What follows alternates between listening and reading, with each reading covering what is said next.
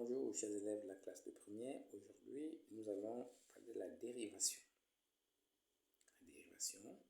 Et pour bien comprendre cette notion de dérivation, on va commencer par définir ce qu'on entend par un nombre dérivé.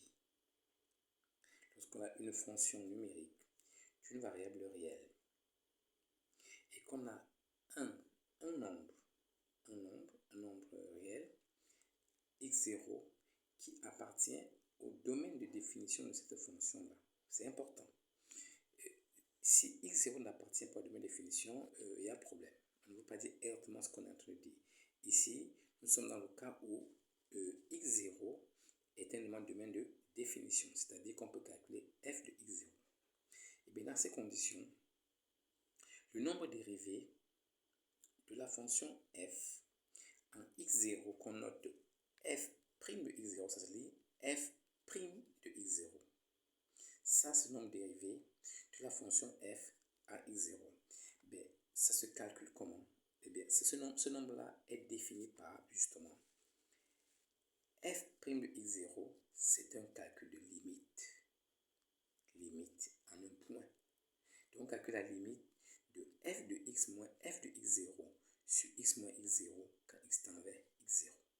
Donc, quand on va faire ce calcul de limite, on va trouver un nombre qu'on appelle le nombre dérivé de f en x0, qu'on note tout simplement f' de x0. Voyons l'exemple. Nous avons la fonction f de x égale x carré moins x plus 1. Donc, cette fonction, le domaine de définition, c'est bien R, puisque c'est une fonction polynôme. Eh bien, nous voulons trouver le nombre dérivé de f en x0 égal à 2. Nous allons appliquer tout simplement notre formule. Donc, qu'on rappelle ici, f' de x0, c'est la limite quand x tend vers x0 de f de x moins f de x0 sur x moins x0. Et donc, rappelons ce que vaut f de x, c'est ce qui est donné là. Et donc, nous pouvons aisément calculer d'abord f de 2, puisque f de 2 va intervenir dans le calcul de f' de 2. Et nous trouvons que f de 2 nous donne 3. Quand vous remplacez x par 2, on obtient 3. Maintenant qu'on a f de 2, nous pouvons écrire notre f et voir ce qu'on obtient. F de 2 égale, donc nous remplaçons tout ce qu'on a vu, f de x par l'expression de f de x, f de 2 par la valeur trouvée, et x0 par 2, et x0 par 2 également. Alors, on va réduire un tout petit peu cette expression. On enlève les parenthèses. Quand on réduit, ça c'est le résultat qu'on obtient. Et donc, pour calculer la limite quand x tend vers 2, je vais remplacer x partout dans mon expression par 2. C'est ce qu'on a fait ici. Et on se retrouve dans un calcul impossible. On trouve 0 sur 0. Et vous le savez, 0 sur 0, c'est une forme indéterminée. C'est-à-dire que nous ne sommes pas capables, dans cette forme-là, de dire quel est le résultat de 0 sur 0. Mais on a un moyen de le trouver. Eh bien, c'est ce que nous appelons lever une indétermination. Et une indétermination de la forme 0 sur 0 pour les fonctions polynômes, eh bien, on la lève par une factorisation.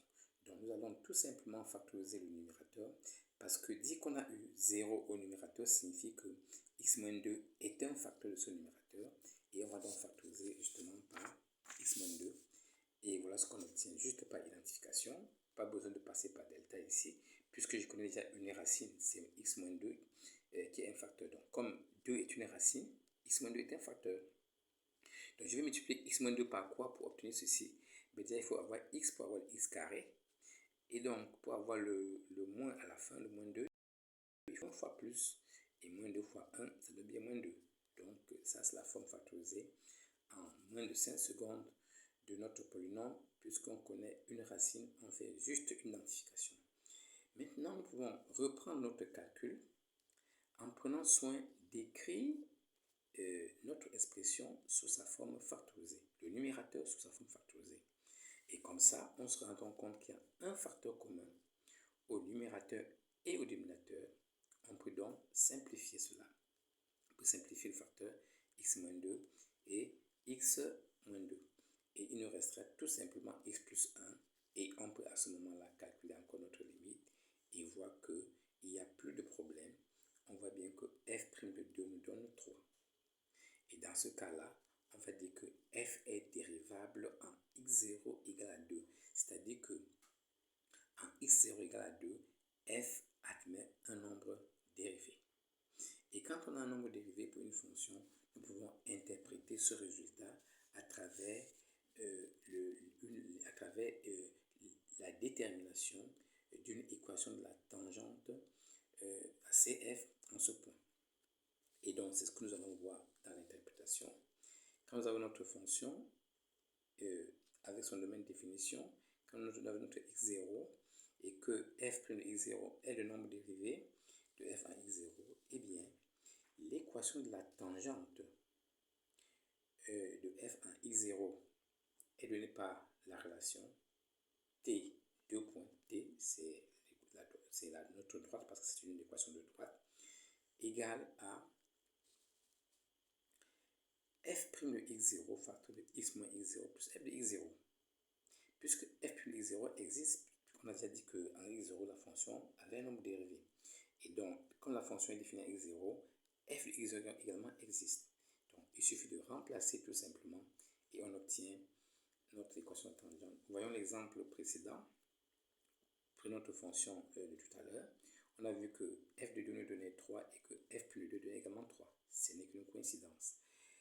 Et donc, nous pouvons calculer l'équation de la tangente. Nous mettons la formule. x0 c'est 2, donc ça devient f' de 2, facteur de x moins 2, plus f de 2.